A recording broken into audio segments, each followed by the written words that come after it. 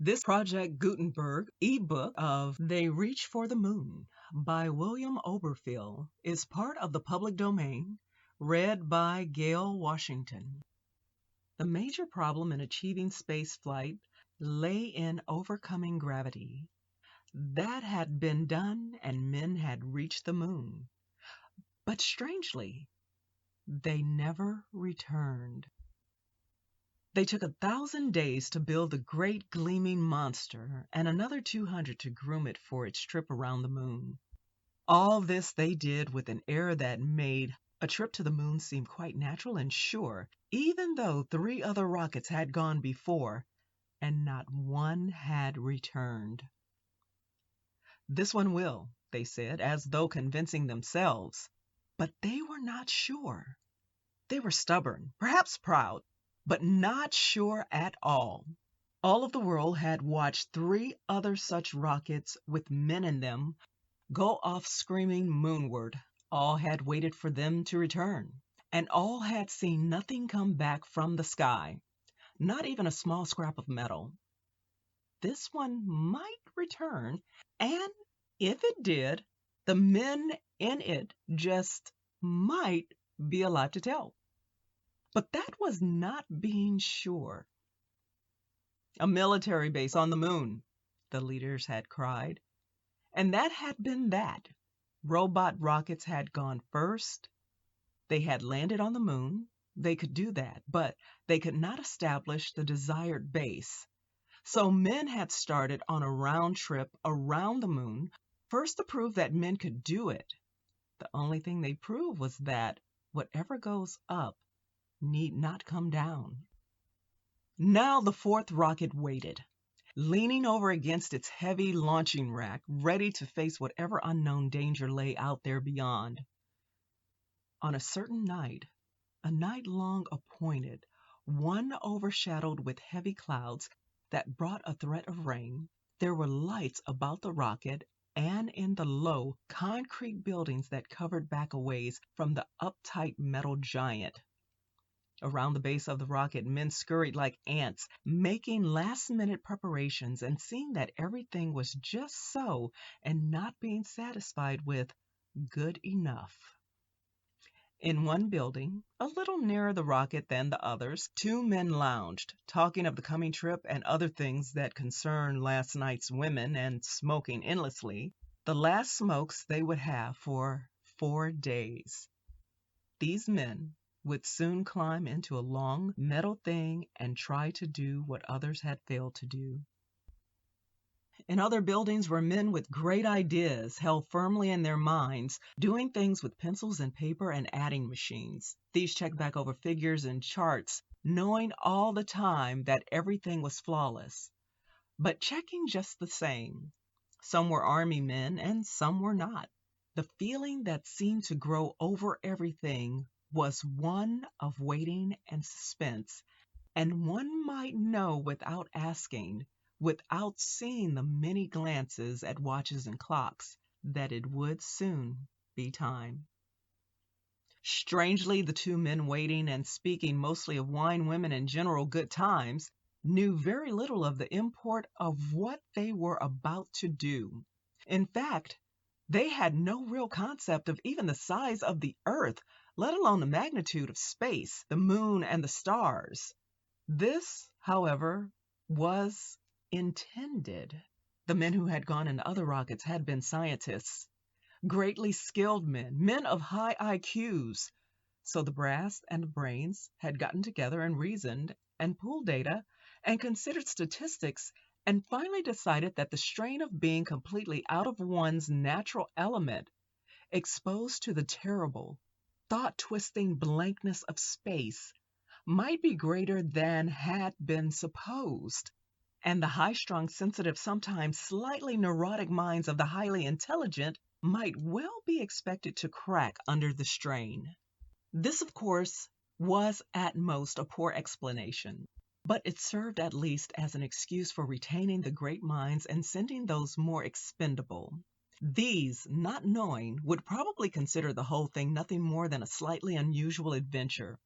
So when the army officers came, very stiff and orderly, and opened the door to the little building, the two men came out laughing and pushing at one another playfully. They followed the little group of officers toward the gleaming rocket, not at all worried, like men going off for a happy spree at some local bar. The rocket seemed to loom higher as they neared it. It now was bathed in the light of many spotlights, reflecting back the light in such a way that one might think he would go blind if he looked too long. Only when they stepped on the platform with two of the higher officers and were lifted swiftly upward did they give a thought to what was going on. The platform halted its climb just below a round hole near the nose of the rocket. "You men should know exactly what you are to do," said the high officer, "and that is not much. You are not under any circumstances to touch anything until you near the moon. Up to that time, the rocket will be guided by at least one control station here on Earth." The officer paused and tried to see understanding in the eyes of the two. He was one of those who did not agree with sending such dense fellows. "You have been trained for months," he continued, "to read a few instruments and to perform the fairly simple tasks required to take you around the moon and start you back. Do only what you have been taught. Do nothing more. You must remember that certain conditions near the moon, which interfere with radio reception and which we have been unable to overcome, will put you entirely on your own until you start back." One of the men, a little concerned, acted as if he wished to speak. "Yes," said the officer. "Didn't they send rockets once without no men in 'em at all?" he asked. "Then how come they can't do like we wasn't even there?" "My dear fellow," said the officer, perplexed, "to aim and fire a rocket at so near and so large a target as the moon is a simple matter. To guide one around the moon in a precise orbit is a matter entirely different." He paused. "Any questions?" "No, sir," said the men. "Very good." The officer seemed glad there would be no further conversation. "In you go now." The men went into the opening, helped by the officers, like olives being put into a bottle. In a moment the officers had gone, and a cover had been placed into the opening and screwed firmly in place. There was lead glass, very heavy, in the windows of the buildings. The thick cement walls and doors were covered with sheets of lead. Inside the most distant buildings, at the small windows, men stood with black-looking glasses over their eyes, watching. Each time a rocket went into space, it was exactly thus. The atomic drive was new and not completely perfect. Always there was a chance that something might go wrong. The radiation grids could go haywire, there could be an explosion, or the ship could falter and slip on the way up. So the men waited and watched in their little building, with fingers crossed, hoping for the best. Now it was very quiet. The spotlights had been extinguished because every bit of electric power was needed to start the amazing rocket motor. Only enough was spared for lighting were needed in the building and for the PA system. And over the PA system, voices spoke. "Trackers ready? Trackers ready. Control station ready? Control station ready. Radio room report? Radio reporting. All tracking and control stations reported or relayed in." There was a pause. Then, "Stand by." The silence seemed to grow even more intense. The ticking of clocks and watches could be heard. The unreal atmosphere of a dream settled over the clustered buildings on the plain. "Activators." Out on the plain, the rocket came to life. It surged and clattered against its launching rack, nearly leaping, pawing the ground with hot explosive blasts. Now it became a living wild thing, a bound monster surging against the chains, fighting to be free and away.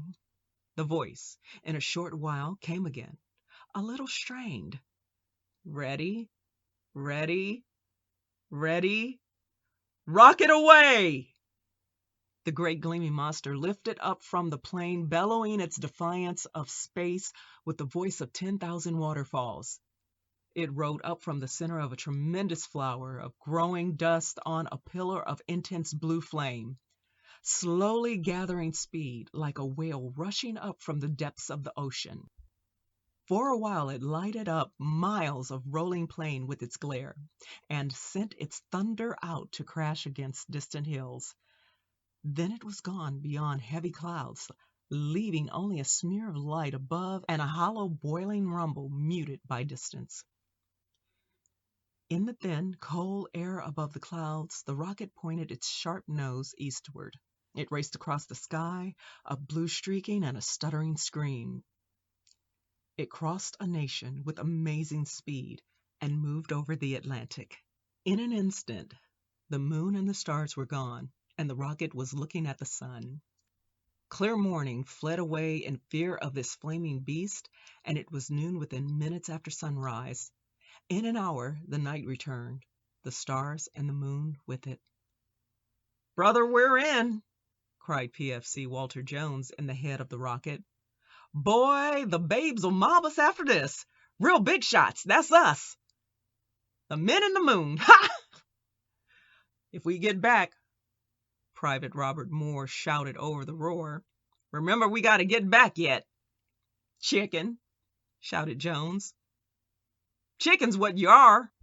"Oh, yeah? So what happens to them guys what went before?" "Nuts to that," Jones sneered.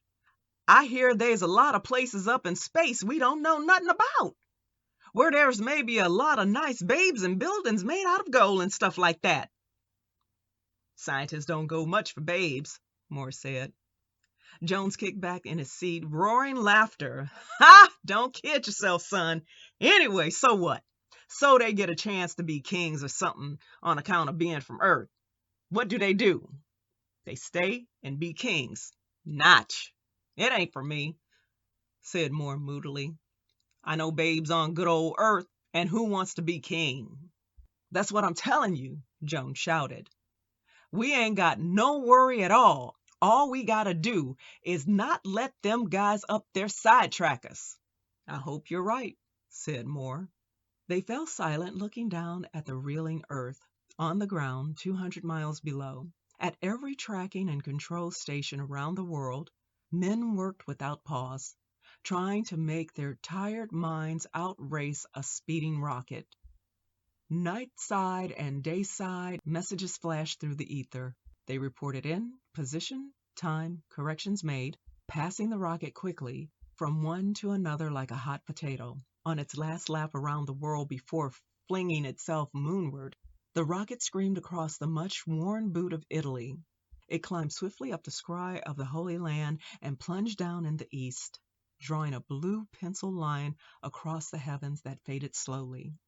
At last it turned upward, and breathing streamers of fire and light shot into airless space. A silver arrow gone from the bow and dead on its mark. "It sure seems quiet," said Moore. They looked through the glassite port into the great distances. "Quiet and empty, yeah. Do you feel different?" Jones asked suddenly. "I don't know. Maybe in a way." "Like you can think a lot better?" "Something like that," Moore said. They sat and thought about it. The rocket was now 1,500 miles up, climbing swiftly. "For one thing," Moore said, "we are lighter. What do they call it? Gravity? Gravity is less." "I don't like it," cried Jones. "I don't like it at all." "What?" Moore looked at him. Jones stared back, frightened. "It's nothing like I thought it would be.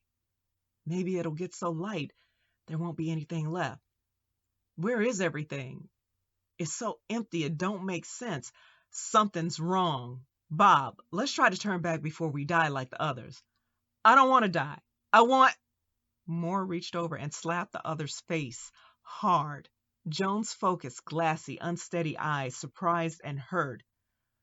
"Why did you do that?" "You called me yellow a while ago," Moore said, disgusted. "Now it's you who were acting like a woman or a child." You would nearly kill us trying to turn back at this velocity." "I'm still afraid," said Jones, but not wildly. "I don't know what's happening to me. I can remember things that happened years ago, things I hardly noticed. I'm starting to understand things I never understood before, and some of the things are hard to take." "Don't you think I feel it too?" Moore looked out at space in a new way, understanding. For a while there was silence, a little strained, while the rocket sped another 1,000 miles. After that it was not so strained. It was more an atmosphere of concentration, of two men thinking within themselves. There was no more fear. "So this is what happened to the others?" Moore said finally. "But what do we have to fear?" Jones shrugged. "I'm not afraid anymore. But maybe I should be?" He leaned back and looked at Moore. "Have you any idea what is happening to us?" "I'm not sure." Moore frowned. "It's as if some great obstacle to clear thinking has been removed. Have you noticed how we have been speaking? Our memory has also improved, that we are able to use words we may have seen or heard used only a few times. And the new sharpness of mind that enables us to use these words properly also makes us able to grasp quickly new ideas and to reason logically. As to what causes the change, I do not know." "I have been thinking about gravity," said Jones, reflecting. "It seems to me that the change in mental power is just about inversely proportioned to change in gravity. That might in some way have something to do with it." Moore sighed, frowning. "You may be right. But granting that we are still in the dark as to the nature of the danger we must face." "I think I'm beginning to get an idea," said Jones. "I wouldn't be surprised if my first crude idea, in a way, was very nearly right." Moore showed surprise. "You still think those others found someone out here to make them kings, or some such?" He laughed. "Not exactly," Jones said. "But there may be even stranger things." And he would say no more. At 50,000 miles, they had lost all thought of danger. They spoke of space and the unseen medium that must be there. After forming the only logical conclusion about the nature of this, they passed on to matters of relativity and nature of time and of life itself, understanding each in its turn. They became so absorbed in conversation they did not notice when they stopped talking and conversed in pure thought. Not even did they realize that the golden glow had come to their faces and bodies that was not simple light, and they were content in knowing they would never return to Earth, knowing also that they would not die. The rocket carried them 100,000 miles through space before it happened. "There's someone behind us," Jones said simply. As he looked through the glassite hull of the spaceship at the surface of the moon, a strange thing happened. A shimmering figure appeared in a halo of light. They looked and beheld a man standing in space. He was hardly a man anymore, as men are called, but one like themselves. A golden glow seemed to blend with him. He smiled. "Welcome. We have been expecting you," said Moore, smiling in return. "Your voice, your thoughts reached us. We know you are one of those who came out in a rocket before us, but your name is not clear." The being seemed mildly surprised. Then he laughed. The thing that was as the tinkle of small bells, as the dew of a small meadow before the rising sun, or the joyous song of a nightingale. "I am one of them," he said, "and all of them. We who have overcome the chains of gravity, who have become one in thought and find it impossible to do otherwise, have no need for individuality." "But you have a body," said Jones. "Surely that gives you some sort of individuality." "Yes, if one's mind is bound controlled by matter, but the mind working without resistance is a perfect machine." It is able to control matter in every aspect. We take this form or that form as a matter of expedience. We have reasoned that all this is due to release from gravity, Moore reflected. But we do not understand completely. Will you tell us? Even those on Earth know that gravity hampers the mind, the being said. This they have learned through observation of mental factors in relation to the gravitational pull of the sun and moon. But look into my mind, and you will see more clearly. They looked and saw a copper disc turn before a powerful magnet, and they saw resistance caused by electric currents induced in the copper, so that a great deal of power was required to turn the disc, even slowly. This, the thoughts indicated, was a principle well known to those yet on Earth. Next came the relationship between magnetism and gravity, clearly demonstrated. They then saw a human brain locked in the powerful embrace of gravity, and the tiny compulsions and complex motions, processes of thought, were, as with the disc, sluggish, in large portions not even present. They watched a brain come alive as gravity decreased. It bulged, the tempo of motion rising, parts long dormant surging with power. They saw and they understood. If only we could go back and help them, sighed Jones. If we could overcome that gravity on Earth. Again the being smiled his kind smile. If you returned, it would be to the same mental prison. You could not, in your crude manner, convince them. The two knew what they must do, even before the being spoke again. The others, the rest, wait beyond the light of universes, he said. We think, we learn. Soon we will find a way of helping those on Earth, and we will return. Come with me.